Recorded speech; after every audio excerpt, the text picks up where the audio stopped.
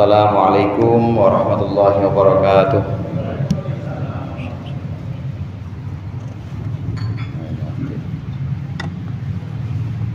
Al-Fatihah. A'udzubillahi minasyaitonir rajim. Bismillahirrahmanirrahim. Alhamdulillahirabbil alamin. Arrahmanir rahim. Maliki yaumiddin. Iyyaka na'budu wa iyyaka nasta'in. Ihdinas siratal mustaqim. Siratal ladzina an'amta 'alaihim ghairil maghdubi 'alaihim waladdallin. Bismillahirrahmanirrahim. Alhamdulil muallimin tullabi wa musahhilil khairi liman yata'allamu. Thumma assalatu wassalamu ala nabi wa alihi wa sahbihi jayudhamu. Ya Rabbana kaffir anna dhunubana wa walidina wa liman huwa muslimu. Nad'uka Allahumma ilman nafi'a fi yawmina ilal hisabi yaqumu. Amin amin amin wa ya fattahu. Amin amin amin wa ya alimu. Alhamdulillahil awwalil akhir al-batinil zahir. Wassalatu wassalamu ala sayyidina Muhammadin at-tahiril fakhir wa ala alihi wa ashabihi dawil ula wal mafakhir. Amma ba'du, fa inna asdaqal hadithi kitabullah wa khairul hadi hadi Muhammadin sallallahu alaihi wasallam wa syarrul umuri muhdatsatuha wa kullu muhdatsatin bid'ah wa kullu bid'atin dhalalah. Para ustaz, para hujjaj, segenap jamaah Masjid Al-Abrar yang dirahmati oleh Allah. Alhamdulillah malam hari ini kita berkumpul kembali melanjutkan pengajian rutin kita mengaji kitab Tafsir Jalalain. Mudah-mudahan hadirnya kita di sini mendapat ridha Allah yang akan kita pelajari menjadi ilmu yang bermanfaat dunia akhirat. Amin ya rabbal alamin. Melanjutkan pembahasan tafsir dari surah Az-Zumar di ayat ke-6 kemarin yang sudah kita bahas pada pertemuan sebelumnya. Allah menciptakan kita dari satu orang sebagaimana kita tahu, dan ini sudah bukan rahasia, diciptakan dari Nabi Adam alaihissalam. Kita ini berada semua kita ini ada berada di punggungnya Nabi Adam. Punggung itu istilahnya as-sulbi atau tulang sulbi. Itu yang nanti akan dititipkan semuanya, benih-benih atau semuanya bakal manusia dititipkan di punggungnya Nabi Adam dari satu orang.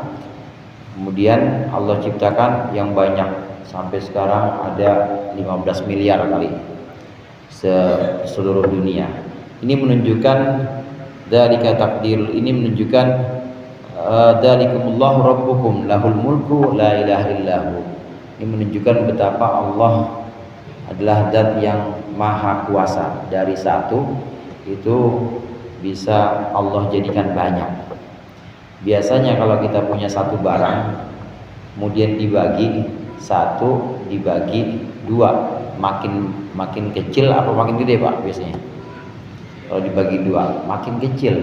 Ini dari satu tapi dibagi lagi sampai bermiliar-miliar dan nggak semakin banyak, nggak semakin kecil, justru makin banyak, dan dengan bentuk atau dengan komponen yang semuanya sempurna seperti awalnya.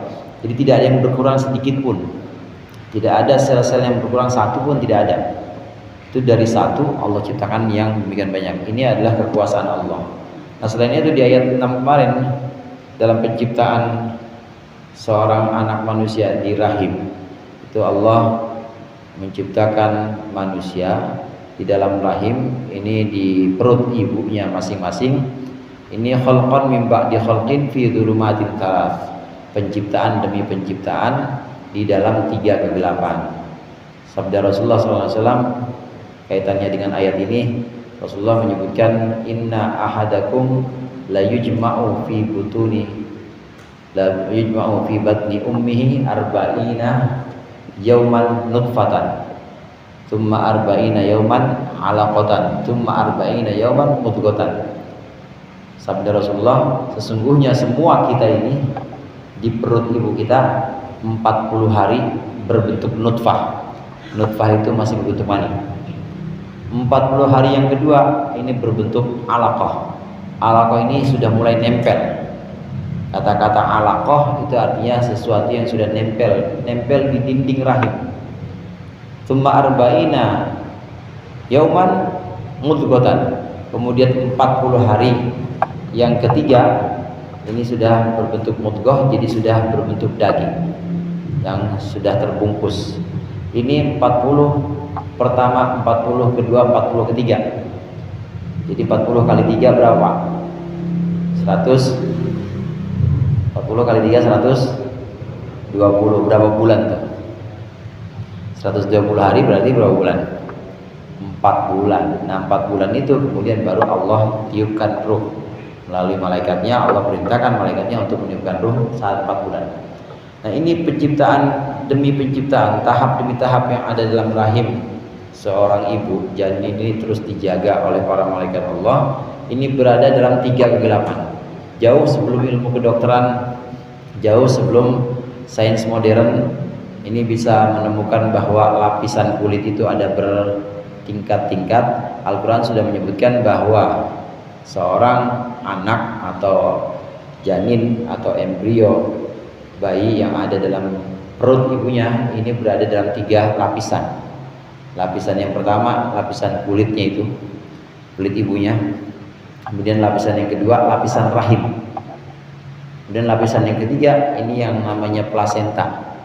Plasenta yang plasenta, makannya itu dari situ.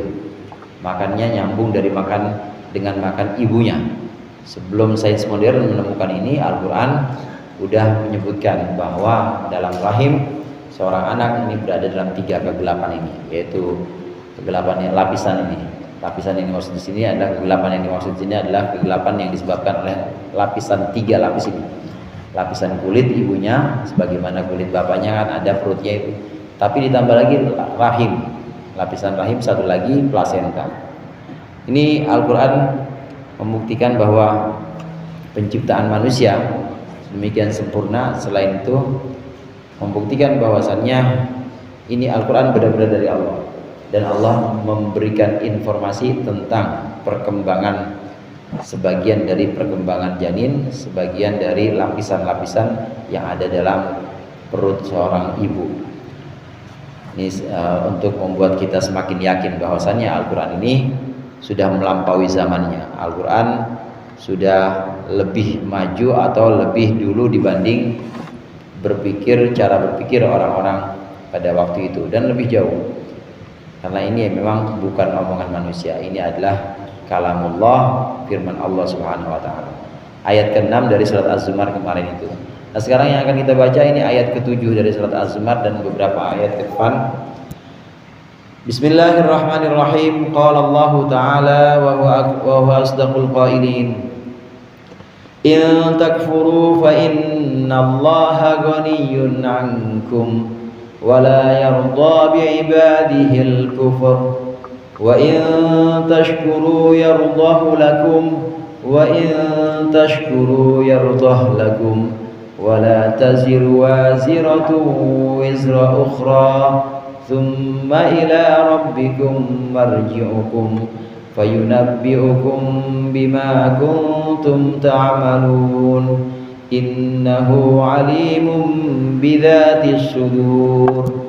In takfuru, jika kufur kalian semua, jika kalian ingkar, fa innallaha ghaniyun, maka sesungguhnya Allah ghaniyun, maha kaya, ankum, dari kalian. Allah tidak butuh kalian. Wala yarda, dan tidak ridho, Allah tidak ridho li ibadihi, untuk hamba-hambanya, al-kufra, kekufuran. Allah tidak meridhoi kekufuran ada pada diri seorang hamba. In aradahu, dan jika Allah menghendakinya, mim ba'dihim, terhadap sebagian ibad, sebagian hamba-hambanya. Wa in tashkuru, dan jika kalian bersyukur, mensyukuri Allah, pada Allah, fatu'minu, lalu kalian beriman, yardah, bisukunil ha wa dhammiha, bisa dibaca yardah, bisa dibaca yardahu.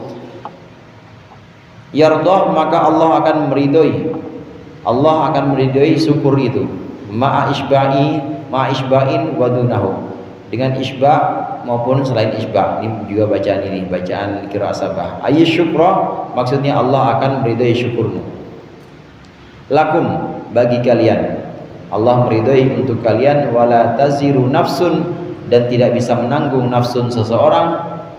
Waziratun yang masih punya tanggungan, wizro nafsin akan tanggungan orang ukhra yang lain. Ai la tahmiluhu maksudnya orang itu tidak bisa menanggungnya, menanggung dosa atau tanggungan orang lain. Tsumma ila rabbikum marji'ukum, kemudian hanya kepada Tuhan kalian marji'ukum, tempat kembali kalian. Fayunabbi'ukum, maka Tuhan kalian memberitakan bima kuntum ta'malun, terhadap sesuatu yang dulu kalian perbuat. Innahu alimun bidzatis sudur, sesungguhnya Tuhan kalian alimun, maha mengetahui bidzatis sudur, dengan yang ada dalam hati. Ai bima fil qulub, maksudnya segala sesuatu yang ada dalam hati.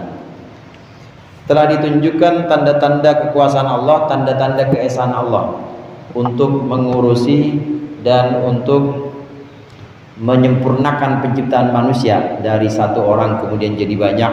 Setelah jadi banyak, penciptaan pada masing-masing ibunya atau masing-masing orang tuanya, ini sudah Allah tunjukkan bukti-bukti kekuasaan Allah. Kalau masih kufur juga, masih ingkar juga, menyekutukan Allah dengan lainnya, maka kata Allah di sini, jika kalian ingkar kepada Allah, maka Allah maha kaya terhadap kalian. Goni itu artinya kaya. Kaya itu maksudnya nggak butuh. Kalau kalian ingkar kepada Allah, maka Allah kaya. Maksudnya Allah tidak butuh pada kalian. Kaya itu tidak butuh. Kalau orang masih butuh berarti belum kaya. Kaya itu, orang yang kaya itu pasti dia tidak akan membutuhkan apapun. Selama orang masih butuh, apalagi masih ngantri-ngantri BLT, apalagi masih ngantri-ngantri turunnya proposal, berarti dia masih butuh. Miskin berarti dia bukan orang kaya. Orang kaya udah nggak butuh. Orang kaya itu, yang namanya kaya itu pasti uangnya dikeluar-keluar gitu aja, nggak pakai hitung-hitungan. Selama dia masih hitung-hitungan dan masih mengharapkan timbal balik atau feedbacknya, kalau saya keluarin sekian kira-kira dapatnya berapa ya, berarti belum kaya. Berarti dia masih butuh sama uang. Berarti kayanya masih belum benar-benar kaya, pura-pura kaya atau kaya bohongan. Jadi kaya di sini artinya tidak butuh. Allah maha kaya, maksudnya Allah tidak butuh juga. Allah tidak butuh terhadap hamba-hambanya. Kalau sudah ditunjukkan bukti-bukti kekuasaan Allah, tanda-tanda betapa kudrah, betapa kekuasaan Allah itu meliputi semua makhluknya, tapi masih mau ingkar juga, maka Allah tidak butuh kepada hamba-hambanya. Hadirin sekalian, Allah nggak butuh sholat kita. Puasa Ramadan kita yang diwajibkan oleh Allah, itu juga Allah nggak butuh. Andai semua orang nggak ada yang sholat, mulai dari zaman Nabi Adam sampai zaman akhir nanti, andai semuanya ingkar kepada Allah, semuanya menentang perintah-perintah Allah, Allah tetap jadi Tuhan dan gak akan berkurang kekuasaannya. Karena memang ibadah itu yang Allah wajibkan kepada kita para hambanya bukan untuk menambah kekuatan Allah, bukan. Ibadah yang Allah wajibkan kepada kita, sholat misalnya, ini untuk kita baliknya. Kita disuruh sholat supaya ingat bahwa hidup kita bukan cuma hardolin, bukan cuma dahar, modal, jengulin. Hidup kita ini harus ada perenungan-perenungan bahwa saya dari mana, sekarang lagi ada di mana, dan nanti akan pulang kemana. Sholat itu menuntun kita untuk menghamba dan menemukan siapa diri kita sebenarnya. Kalau kita kenal diri kita, maka kita kenal Tuhan kita. Kita kenal tujuan kita. Oh iya, saya hamba, asalnya nggak ada, sekarang kebetulan ada, diizinkan untuk wujud, dan saya harus menemukan siapa sumber wujud, siapa yang memberikan wujud saya, dan itulah zat yang seharusnya saya sembah. Kalau manusia mah nyampe mikir begitu, yang nggak nyampe mikir begitu berarti bukan manusia. Nah, sholat, ibadah-ibadah yang lain ini mengajak kita untuk menghamba kepada Allah. untuk kebaikan kita, untuk kemaslahatan kita. Ini dari sisi ubudiyah atau kehambaan. Nah, selain dari sisi ubudiyah, dari sisi kemaslahatan, sholat, puasa, kemudian zakat, sedekah, ini juga untuk membentuk kemaslahatan umat. Kalau kita jadi orang yang sholat, rukun, jamaah, kompak, kita jadi orang yang berpuasa, bisa merasakan laparnya orang miskin, bisa merasakan betapa saudara-saudara kita kadang ada yang makannya itu sehari makan sehari enggak karena memang terbatas. Itu supaya terjaga kemaslahatan, jadi antara sesama, antara orang dengan orang ini makin kuat solidaritasnya.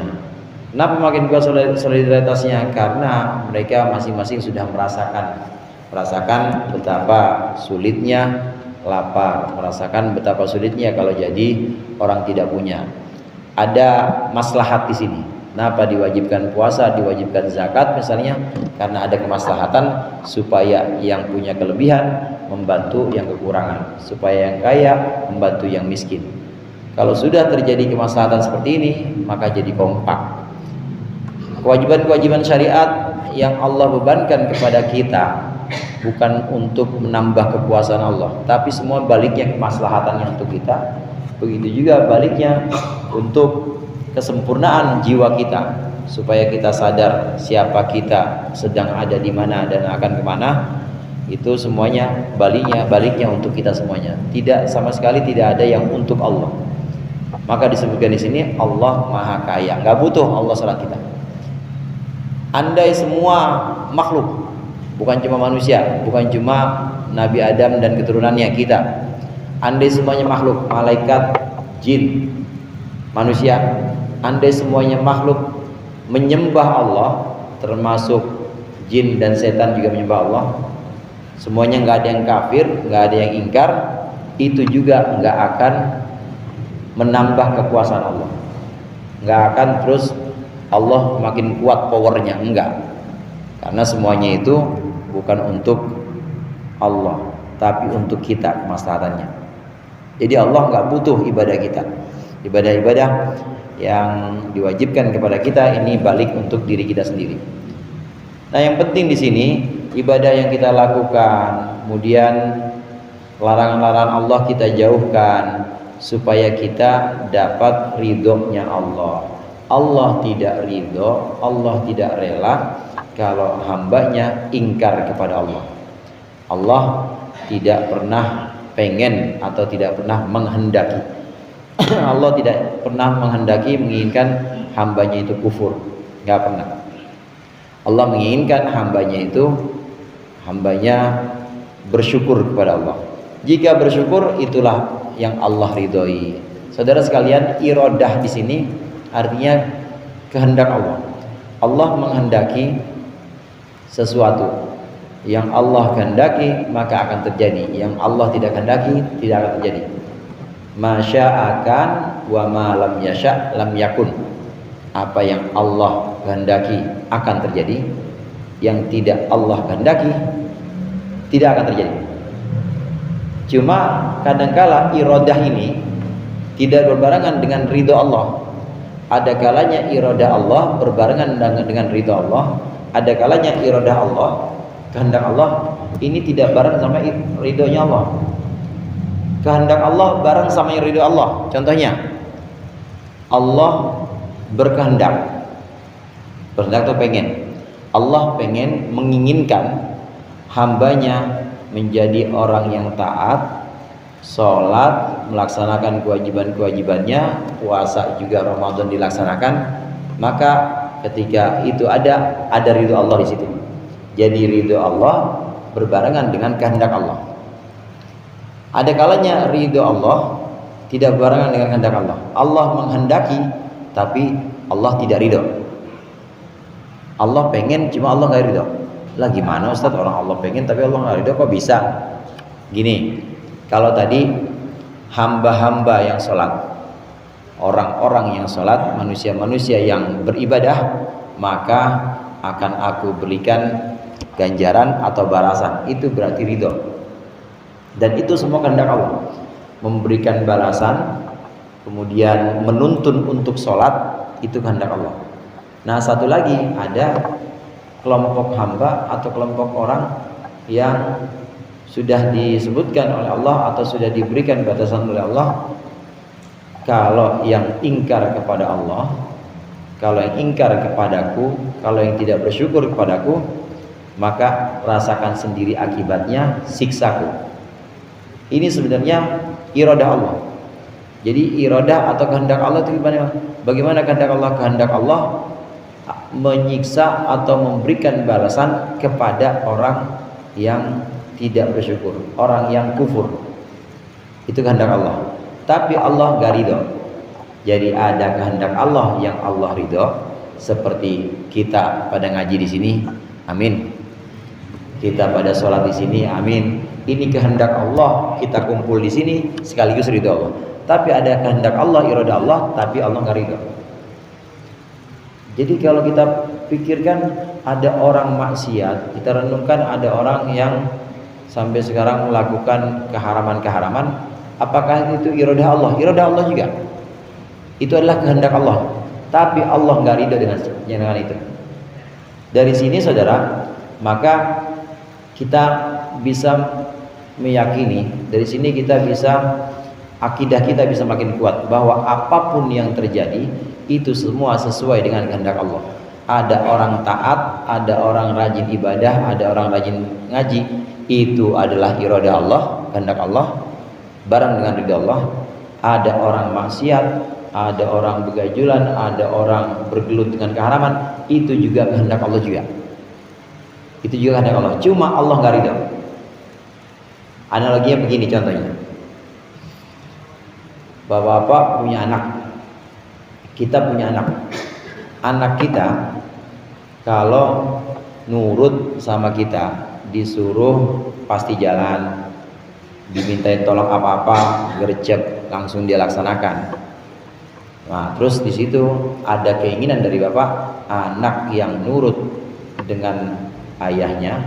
Kalau kamu nurut dengan aku, kata bapak nih, kata bapak gitu, kalau kau nurut dengan aku, maka aku akan berikan hadiah dan aku tempatkan di kamar terbaik di rumah ini.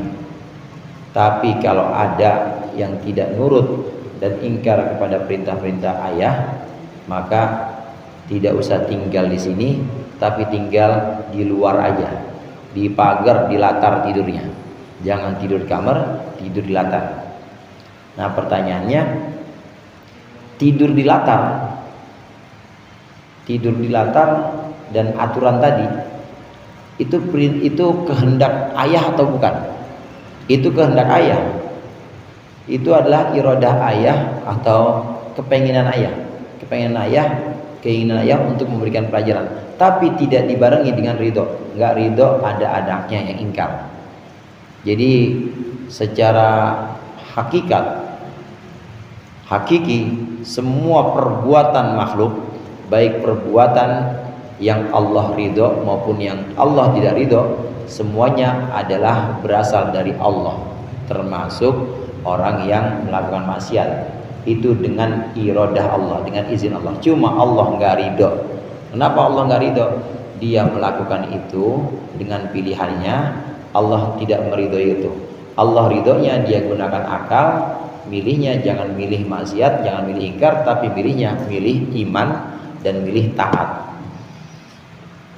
Ini saya sampaikan karena untuk membedakan antara hakikat, antara sesuatu yang sifatnya hakiki dan sesuatu yang sifatnya syar'i.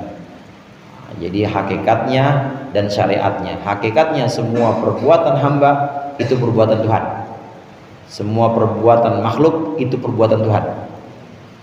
Yang kelihatannya buruk, apalagi yang baik-baik, ya nggak ada apalagi sih, sama semuanya di sisi Allah. Baik maupun buruk itu semua perbuatan Tuhan.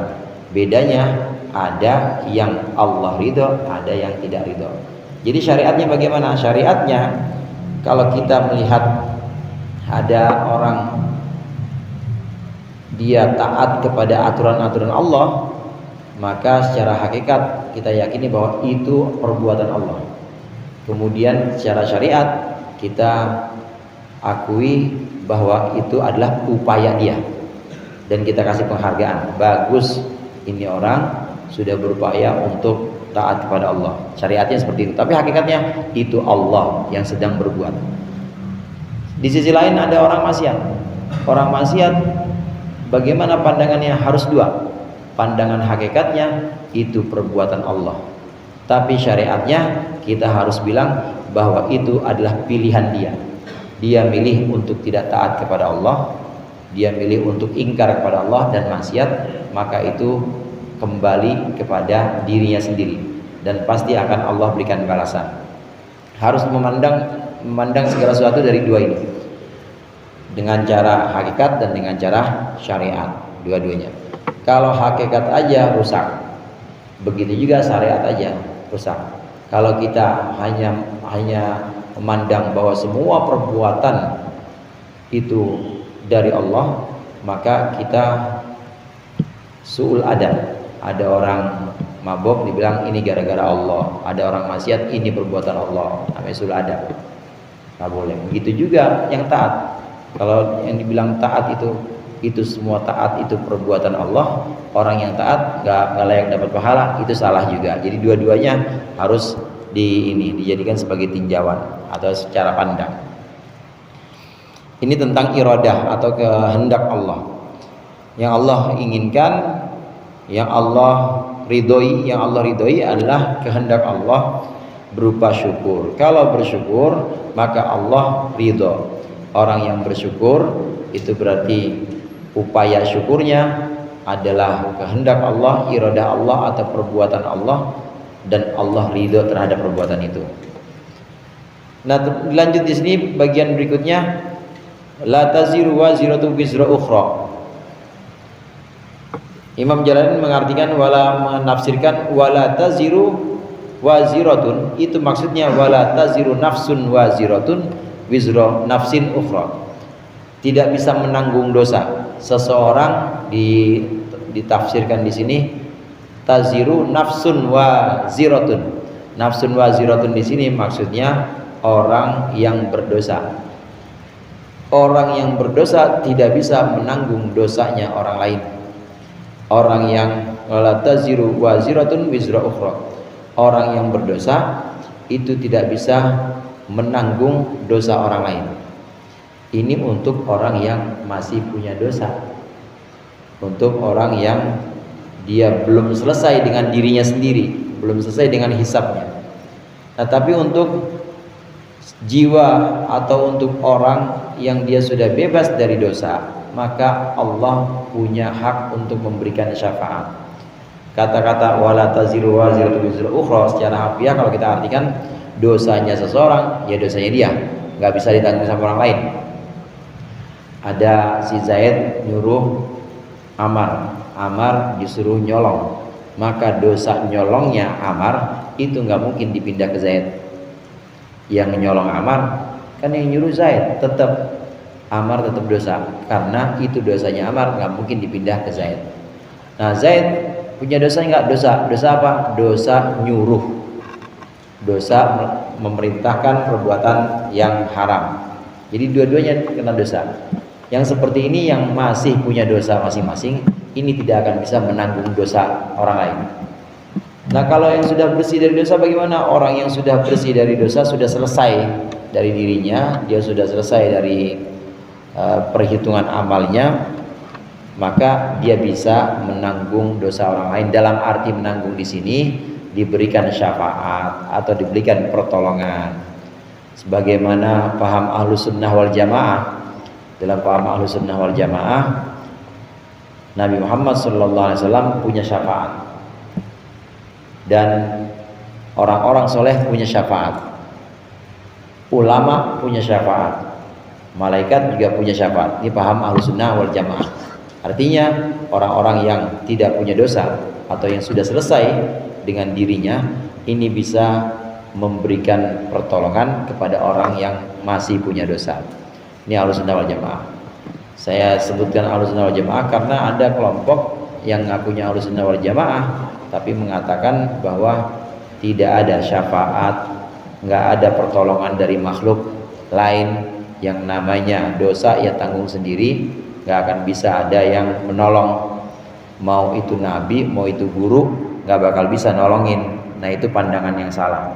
Secara zahir atau secara sekilas kalau kita pahami ayat ini, memang wala taziru waziratun wizra ukhra, seolah-olah dosa orang lain gak bisa ditanggung sama orang lain, seolah-olah begitu.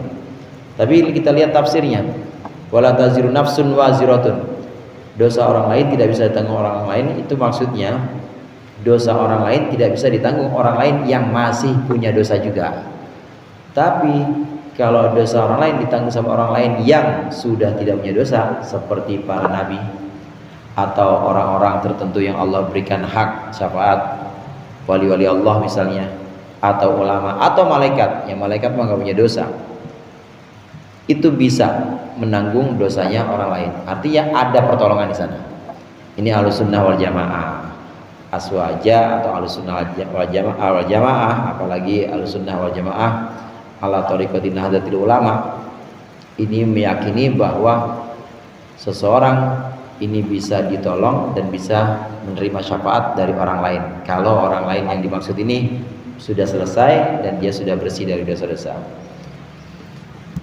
Di bagian terakhir ayat ke-7 ini sebutkan tsumma ila rabbikum marji'ukum, dan ketahuilah bahwa semua nanti kita akan dikembalikan kepada Allah saja. Kita nggak akan dikembalikan kepada atasan kita, kita nggak akan dikembalikan kepada orang tua kita dulu, kita tidak akan dikembalikan kepada para nabi, enggak. Semuanya akan kembali kepada Allah. Maksudnya pertanggungjawabannya akan dikembalikan kepada Allah, dan Allah mengetahui semua yang ada dalam hati. Semua yang terbersit dalam hati ini Allah mengetahui. Niatan-niatan kita yang sudah jadi azam atau sudah jadi tekad, Allah tahu. Sudah Allah catat sebagai kebaikan kalau itu niat baik.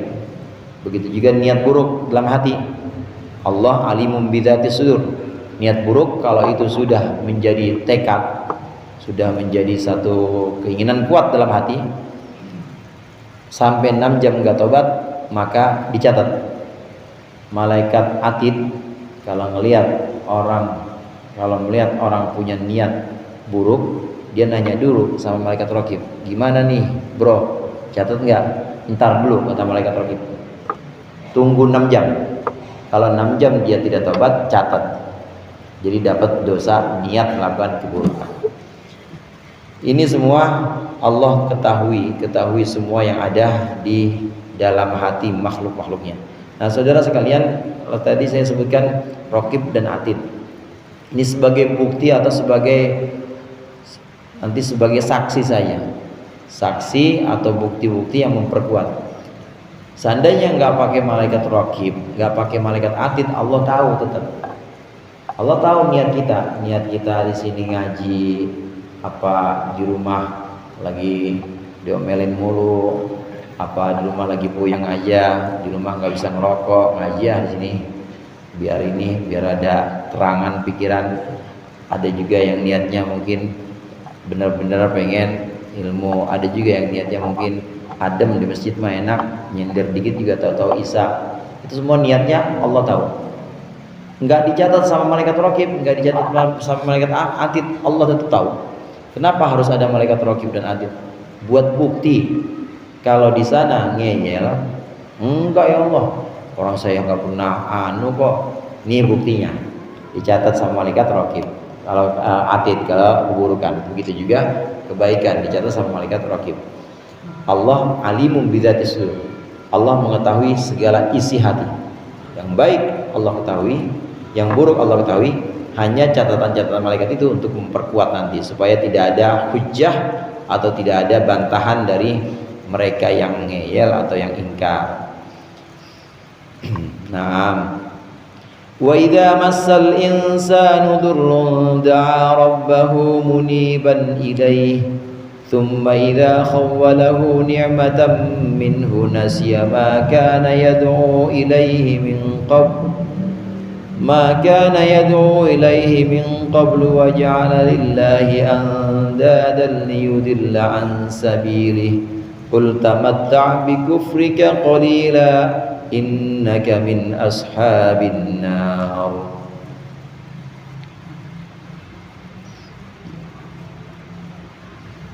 Wa idza massal insana, dan ketika menyentuh kepada seorang manusia, ayil kafir, maksudnya orang-orang yang kafir, manusia yang kafir, durrun, satu keburukan, menimpa keburukan kepada seorang kafir, da'a, maka orang kafir itu berseru atau memanggil Rabbahu, Tuhannya, muniban, rojian, maksudnya kembali ilaihi, kepada Tuhannya, pada Allah. Tsumma idza khawalahu, kemudian ketika Allah memberikan kepadanya nikmatan, nikmat, a'tahu in aman, memberikan nikmat, minhu darinya, nasya, lupalah dia, aitaroka maka yad'u, meninggalkan Tuhan, kana yang dulu dia yad'u, meminta kepadanya, ayyatadarra'u, maksudnya berharap, merendah kepadanya, ilaihi, kepada Tuhan, min qablu, sebelumnya, wa huwallahu, maksudnya adalah Allah. Fama fi maudiin, fi maudiman, maka ma di sini dalam posisi man, ma yang dimaksud di sini untuk akil, untuk yang berakal. Wa ja'ala, dan orang kafir itu menjadikan lillahi, untuk Allah, anda dan syuraka, anda dan sekutu, syuraka sekutu, liyadillah bi fathih liya wa dhammiha, boleh liyudillah, boleh liyadillah. Liyadillah supaya dia sesat, atau liyudillah supaya dia menyesatkan, an sabilihi, dari jalan Tuhannya. Qul, katakanlah wahai Muhammad, tamatta' bi kufrika qalilan. Tamatta', bersenang-senanglah bi kufrika, dengan kekufuranmu, qalilan, sedikit.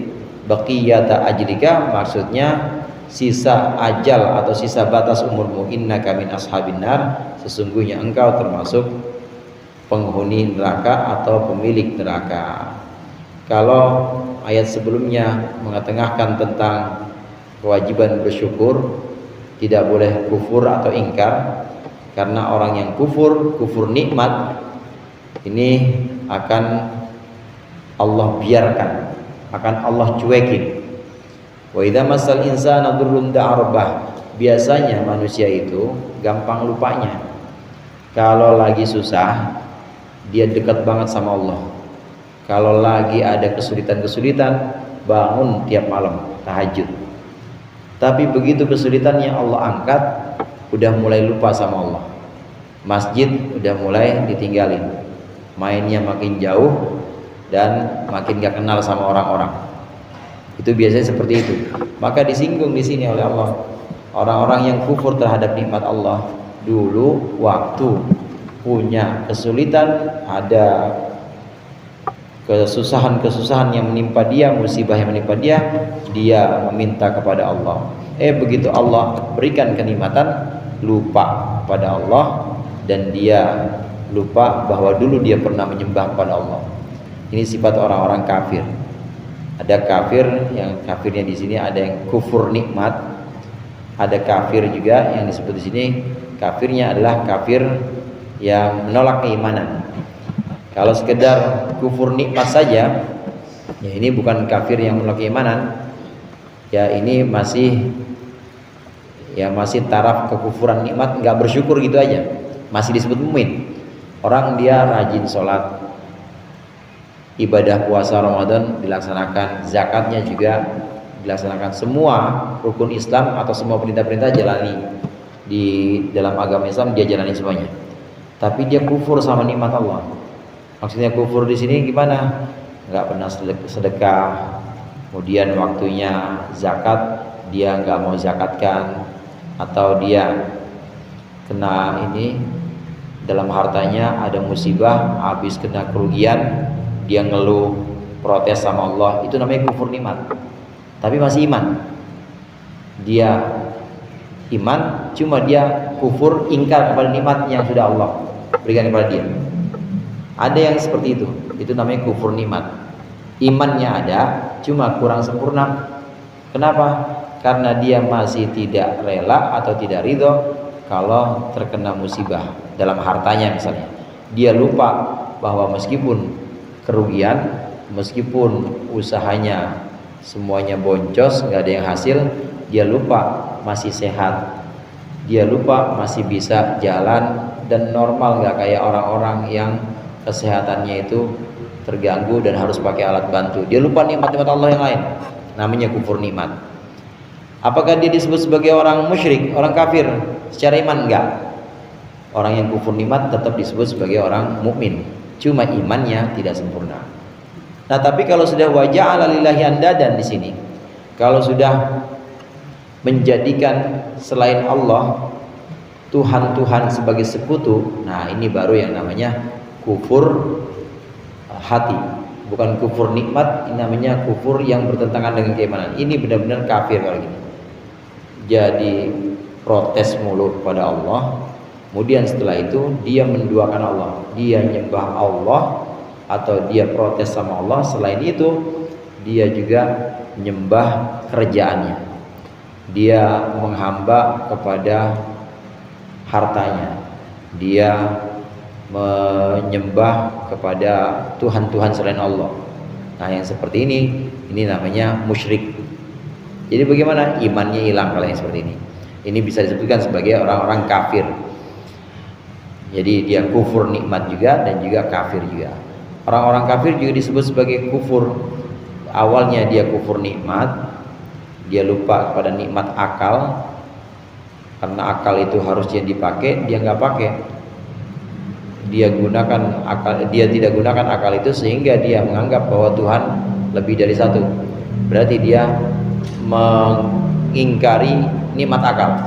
Kalau dia mengingkari nikmat akal, berarti dia bisa sesat. Nah, karena sesatnya itu dia kemudian menyekutukan Allah. Jadinya asalnya kufur nikmat, ini bisa kufur iman. Ini yang bahaya. Yang kebanyakan yang terjadi yang pertama tadi kufurnya kufur nikmat. Tapi hati-hati, dari kufur nikmat ini kalau enggak segera ditepis atau enggak segera diobati, ini bisa jadi kufur iman. Naudzubillah, naudzubillah. Amman huwa qanitun sajida. Amman huwa boleh, aman huwa qanitun juga boleh. Amman huwa qanitun ana al-laili sajidan wa qa'iman yahdharul akhirata wa yarju rahmata rabbih. Qul hal yastawi alladhina ya'lamuna wal ladhina la ya'lamun. Innama yatadhakkaru ulul albab. Amman huwa qanitun ana al-laili wallahu a'lam bishawab. Mudah-mudahan bermanfaat, lebih kurangnya mohon maaf. Wallahul muwaffiq ila aqwamit thoriq. Wassalamualaikum warahmatullahi wabarakatuh. Waalaikumsalam. Terima kasih.